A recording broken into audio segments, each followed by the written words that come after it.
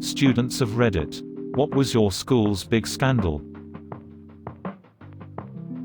We had a senior, male student in my high school who knocked up a freshman and the Spanish teacher within like a week of each other. Dios mío. You mean, Dios mío? Damn. He should have wrapped the burrito before bringing it to the fiesta. What an absolute Chad. Double child support. It's awesome. I've posted it before but having a hard time finding it. Anyways, an English teacher slapped a kid in class and retired that week. The dream of plenty a teacher. Isn't it a dream for us all? On my last day before retirement, I wanted to slap the principal and go outside at dismissal and yell at all the driving parents who were disregarding law and common sense. Nearly running over children daily. As a runner on the school's cross-country team, the number of times I've almost been run over by crazy parents, including my own mother, is insane. A woman with severe medical issues, both physical and mental deficiencies, snuck away from her group home and hid in the broom closet of our cafeteria for 2 days. She ate all of our garlic bread, took someone's jacket, and walked out 36 hours later. This was in 2007. We didn't have cameras or anything and no one saw her go in or out. They only knew she was there because the jacket had the name of the high school, and when she was found she straight up told the police she had been hiding in there for 2 days. The group home said she had been missing for roughly a day and a half. Parents were upset obviously, but nothing changed until last year when the school shut down due to low attendance admission enrollment. Low attendance as in too few students or people not coming to school? Sorry. That was a weird way to word that. It was low admission enrollment. This was a private school and the final summer before they shut down. There were only 14 incoming freshmen. Power move. This actually came out during my last semester there. But it had been happening for years. One of the English teachers had been having sex with a few select students every year. Most were football players. It got really weird. When I had her class, it wouldn't be out of place if a student from another class asked to go to the bathroom and just went to her room to see her. One day some kid brought her a drink from McDonald's because he was late to school and got breakfast. It only came out because there was this one girl who was in an argument with her for some reason and said something along the lines of, "That's why you fuck your students." And the whole incident got brought up to the office and they interviewed everyone. Found out she'd had sex with multiple students for the past few years.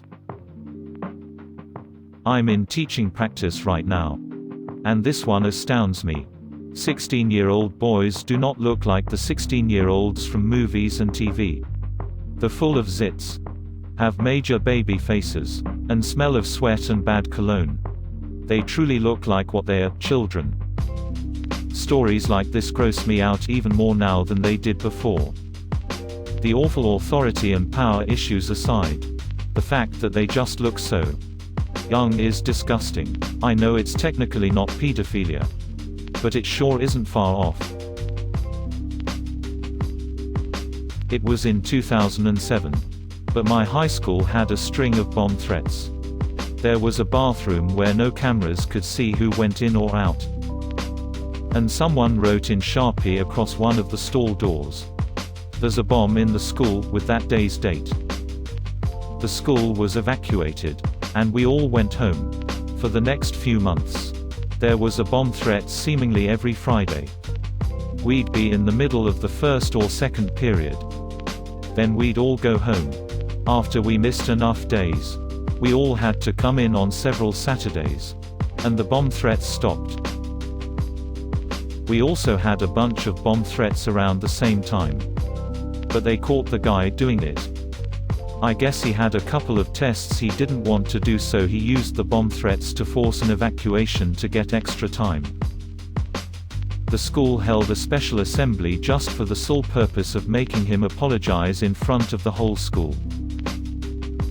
He cried the entire time. When I was in high school, someone left a spoiled milk jug in the hallway, and since it was bloated or something, they treated it as a bomb threat and evacuated the building for the rest of the day. It was forever known as the milk jug bomb incident. Greater than the school held a special assembly just for the sole purpose of making him apologize in front of the whole school. He cried the entire time. Holy shit. I'd rather be expelled. The biology teacher was having an affair with the principal. It's downright wholesome to see age-appropriate sex scandals in schools. Yeah, it's wholesome until a case like one in a certain technical vocational school, a high school meant for people to directly learn a job and not intending to go to university. Strojna Sola Maribor, it was not my school. Just to be clear, 5 years ago. Where the headmaster and math teacher had sex in one of the offices and a group of students heard them and secretly filmed them. The video leaked. All Slovenian media and even some foreign newspapers, sites picked it up and made a massive nasty mess out of it. You could find it in the news for quite a time. Some defended the adulterous couple right to privacy. Blame is mostly on the students. Some attacked them, inappropriate for a professional relationship. Even more to do it in a school, both kinda true. The situation was dissected from all possible angles by legal experts. There were debates held about it on the national TV. Some trashier newspapers even published pictures. Don't know what happened with the teacher. But the headmaster eventually committed suicide. Yeah, my principal was having sex with every teacher. I was homeschooled, though. They had us in the first half. In my senior year, one of the popular football players was killed while he was driving drunk. It was obviously big news on campus, and just a few days after, the school had this giant memorial on our football field dedicated to talking about how great of a guy he was and how he'll be dearly missed. He also got like 5 consecutive pages in our yearbook dedicated to him. But not long before his death, a less popular band student had committed suicide, and his death didn't receive nearly as much coverage. He didn't get a giant memorial, and he didn't get mentioned in our yearbook. One girl made this giant rant about this double standard on Facebook, and it went viral around our campus. Our school was split. Some people praised her for pointing it out. Others were pissed and said that what she did was inappropriate. Even one of my English teachers defended the football player. She said that his death was a tragic accident, whereas the band student chose to die, and that there's a big difference. This girl went on to leave the school because she was getting death threats from friends of the football player, and our entire campus was completely divided over this whole incident. Yikes, yikes, yikes, yikes. Drunk driving is also choosing to die. WTF. Teach. If anything, the suicide should be considered more tragic because he chose to die because he felt his life was that fucking terrible.